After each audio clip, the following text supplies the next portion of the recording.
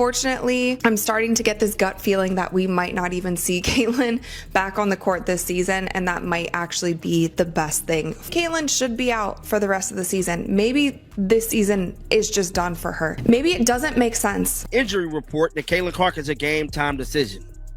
I think they did that for ticket sales. I think they knew that we all was going to pick up on that and pretty much say, well, you know what? There's a chance Caitlin Clark could be coming back for this game, maybe even that game. Caitlin Clark just exposed the WNBA in a way nobody saw coming. What she revealed about the league's pressure tactics and her own breaking point is absolutely insane, and frankly, it should terrify every basketball fan out there. We're talking about manipulation, cover-ups, and a star player being pushed to her absolute limit while the league profits off her pain. The biggest name in women's basketball just sat down with Sue Bird and dropped truth bombs that have the entire WNBA scrambling for damage control. This isn't just about basketball anymore, folks. This is about a billion-dollar organization treating their golden goose like a commodity instead of a human being. And what Clark admitted about her situation with the Indiana Fever will blow your mind. About the Caitlin Clark injury. Let's listen to her, bro. Caitlin starting full court running last week. Has she bbeen able to do anything extra since then or return to practice at all? No return to practice. She's been able to get a little bit more in her full court running, with her all of her body weight. It's really building up from doing minimal to then building some endurance to do longer periods of time. She's been able to do a little bit more on the court in terms of how she moved. Caitlin Clark's. So there is really no timetable as to when Caitlin Clark could return. Y'all got me? There is no set time as when CC could possibly be coming back. And as of right now, the Indiana Fever is looking real spooky because they're not keeping it at 100. Let's start with the injury situation that's been shrouded in more mystery than a government cover-up. Clark has been dealing with what they're calling a groin strain since July 17th, but the timeline makes absolutely no sense. First, it's day-to-day, then suddenly she's out indefinitely. Then comes my personal favorite. They list her as a game-time decision against Dallas. A game-time decision for someone who hasn't practiced in weeks? Are you kidding me? The reporting around this injury gets stranger by the day. Beat reporter Scott Agnes drops the at least several more weeks bomb, which puts her return timeline at maybe 6 games before playoffs. ESPN circles August 12th as her return date, but game day arrives and surprise, she's listed as questionable in the morning. Out by lunch. It's like watching someone play injury report musical chairs. Then Coach Stephanie White comes out and admits Clark hasn't done a single full practice. Not one. So where exactly is this game time decision coming from? Is it a decision about whether she's going to sit on the bench in sneakers or slides? Because if you haven't practiced, you're not playing.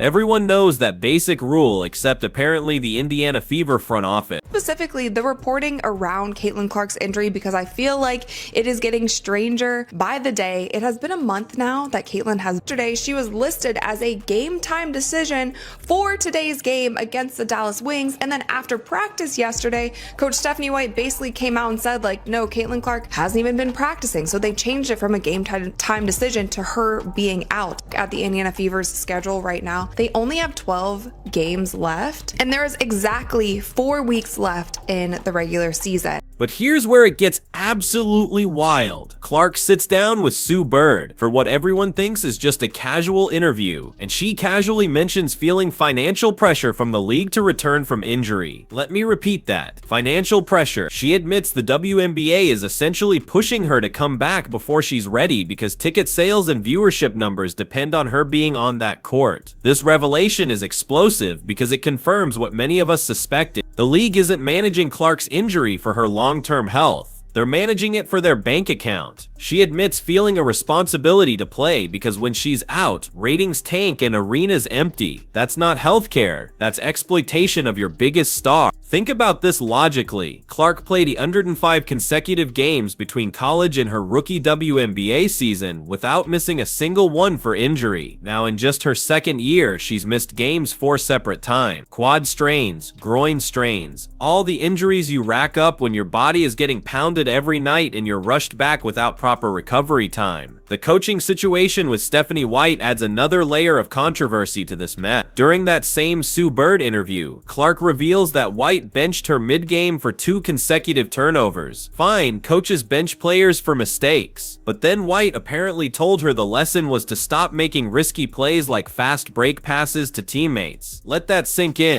Just can't wait until Cece is back. She's the most dynamic, electric player in the WNBA. Great job, Lexi. And then Scott Agnes replied and he said, have patience, at least several more weeks. Contenders at this point, I'm just not so sure. Do you risk another injury that can again compound and turn into something else down the line? Now, a star player like that, we will never know all the information, nor should we know all the information, and that's actually good for Caitlin. It protects her for when she does come back on the court. She can't be targeted. Teams can't use a certain injury or ailment against her if people don't really know what is going on. But Clark even admitted it hurt not to make that pass later in the game. And it should hurt, because those bold plays and impossible dimes are exactly what makes her Caitlin Clark. But White praised her for playing it safe instead of doing what she's known for. You don't recruit the biggest name in women's basketball just to tell her to tone it down and be like everyone else. This is how you ruin a generational talent. You coach the Caitlin right out of Caitlin. You strip away the personality and flair that put the WNBA on the front page for once in its existence, and you turn her into just another solid player. Nobody is showing up or tuning in for solid basketball. They're here for logo threes, impossible passes and plays that make people rewind their streams just to see if that really happened. Then came the night that perfectly summarized this entire disaster. In one cursed game against Phoenix, both backup point guards filling in for Clark were wiped out for the season. Sydney Colson tears her ACL in the first quarter, and at her age, that's potentially a career ender. Then Ari McDonald breaks a bone in her foot in the fourth quarter. Just like that, the Fever had 0 natural point guards left on their roster. Thrown back into any mix if she doesn't have significant practices under her belt before she goes into game speed. You can try to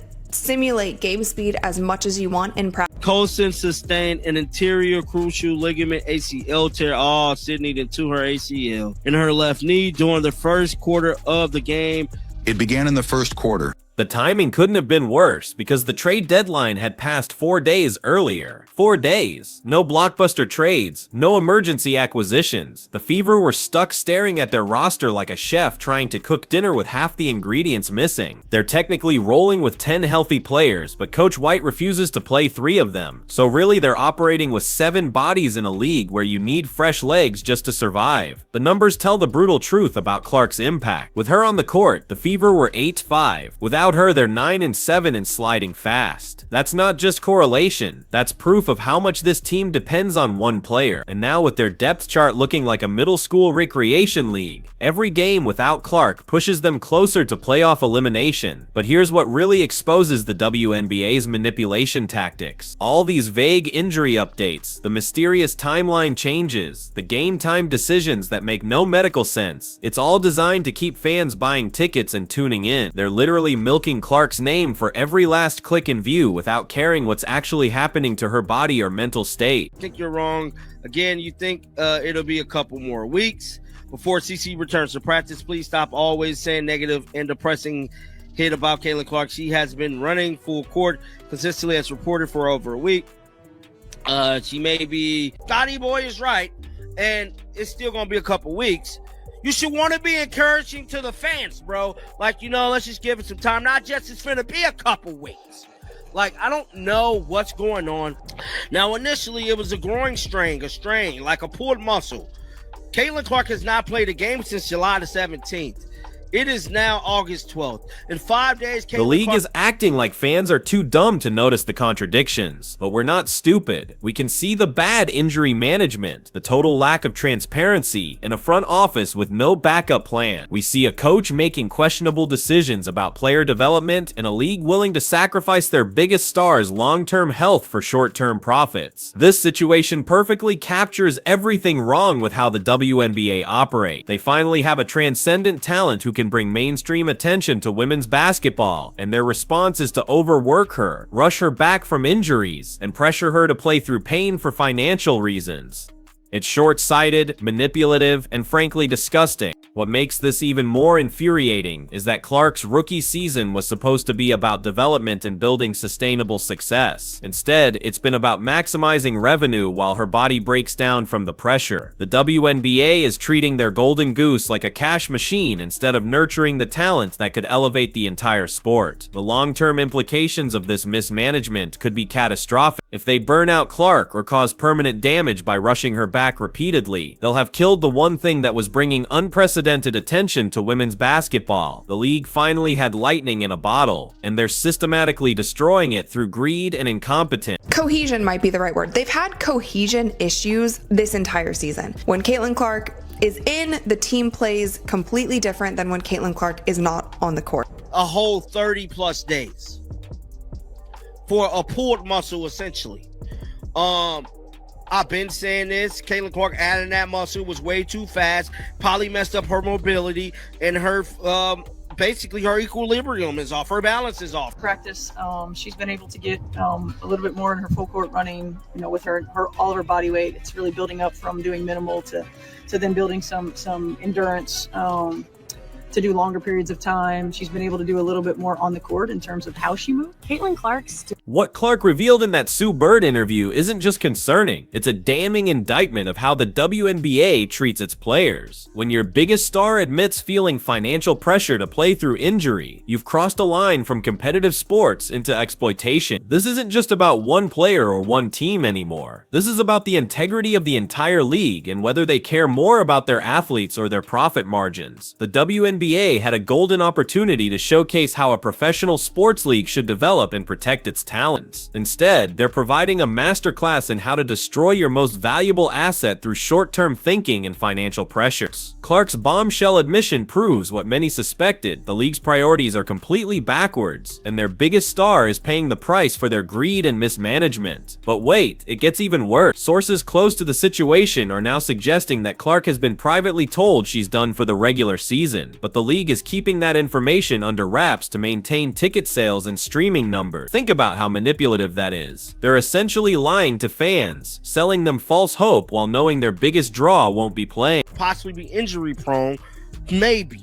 You know what I'm saying? We don't know because they're not being transparent with the injury. They're saying it's a growing strain. It's clearly not a strain, guys. I just want to let you know. Now, Stephanie White said this yesterday. Well, this is the kind of update I never want to have to give. And this is a bad one, and it affects the same position. We lost two very, very competent players, including the starting point guard that was filling in for the other starting point guard. They only have 12 games left, and there is exactly 4 weeks left in the regular season. And the craziest thing about this last groin injury with Caitlin Clark is how it's been covered. The psychological toll this is taking on Clark can't be ignored either. She went from being the most dominant player in college basketball history to being treated like a fragile piece of equipment that only gets wheeled out when the WNBA needs a ratings boost. That's not how you develop a superstar. That's how you break one. And let's talk about the broader implications for women's sports. Clark single-handedly brought unprecedented attention to the WNBA. Games that used to draw maybe 400,000 viewers were suddenly pulling in over 1 million when she played. Arenas that were half empty started selling out. Merchandise sales exploded. She literally saved this league from obscurity, and this is how they repay her? The irony is devastating. For decades, women's basketball struggled for recognition and respect. Then along comes a player who transcends the sport, brings mainstream media coverage, and generates genuine excitement among casual fans. And what does the league do? They systematically destroy her through incompetent management and financial pressure.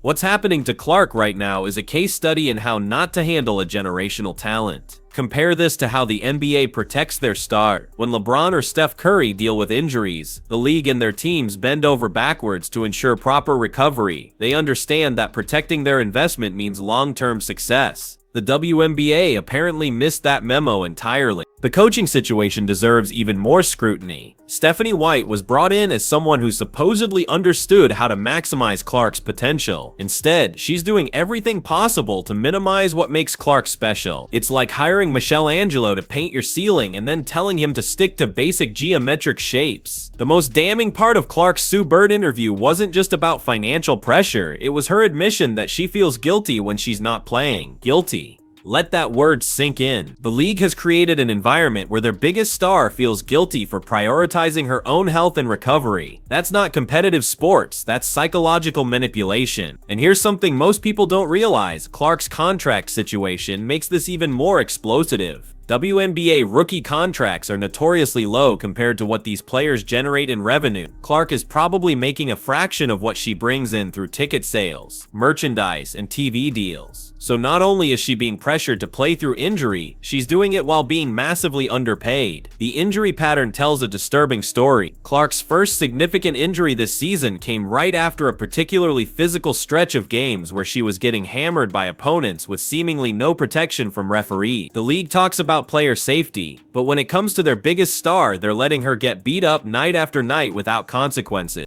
Remember that infamous game against Chicago where Clark was getting cheap shots throughout the game? The referees did nothing, the league issued no fines, and Clark ended up dealing with lingering effects for weeks. But hey, at least the ratings were good, right? That seems to be all the WNBA cares about. The most frustrating part is watching Clark try to navigate this impossible situation with grace. She's not throwing anyone under the bus publicly. She's not demanding trades or creating drama. She's trying to be professional while dealing with a completely unprofessional organization. But that Sue Bird interview gave us a glimpse behind the curtain, and what we saw was horrifying. The league's handling of injury reports has been a joke from day one. One day, Clark is day to day, the next she's week to week, then suddenly she's indefinitely out. These aren't medical updates. They're marketing strategies designed to keep fans engaged and buying tickets. It's dishonest, manipulative, and frankly insulting to anyone with half a brain. What's even more messed up is how this affects the other players on the Fever. They're watching their best player get ground down by a system that cares more about profit than people. How is that supposed to build team chemistry or trust in the organization? The entire locker room has to be questioning whether the front office has their best interests at heart. The Sydney Colson and Ari McDonald injuries were the perfect metaphor for this entire disaster. Both players got hurt trying to fill Clark's shoes, and now they're done for the season. It's like the basketball gods were sending a message about what happens when you don't properly manage your roster and put too much pressure on individual players. The trade deadline situation just highlighted the organizational incompetence. 4 days after losing both backup point guards, the deadline passes with no moves made, no emergency signings, no creative solutions, just acceptance that they're screwed. That's not bad luck, that's bad management at every level of the organization. Here's what really gets me fired up: Clark's college career versus her professional experience. At Iowa, she was celebrated for her creativity, her risk-taking, her ability to make plays nobody else could see. The entire sport fell in love with her audacious style and competitive fire. Now she's being coached to play it safe and not take risks. It's like buying a Ferrari and then only driving it in school zones. The Sue Bird interview also revealed something else troubling: Clark's awareness of how much the league depends on her. She knows that ratings drop when she's not playing. She knows attendance suffers. She knows merchandise sales tank. That's an enormous psychological burden for any player, especially someone still in their early professional years. Think about the precedent this sets for other young players coming into the WNBA. If this is how they treat their biggest star, what can regular players expect? The message being sent is crystal clear. Player health comes second to revenue generation, and if you're not comfortable with that arrangement, too bad. The most infuriating aspect of this entire situation is the wasted opportunity. Women's basketball has never had more mainstream attention, and instead of capitalizing on it by showcasing great basketball and proper player development, the WNBA is creating a cautionary tale about organizational dysfunction and player exploitation.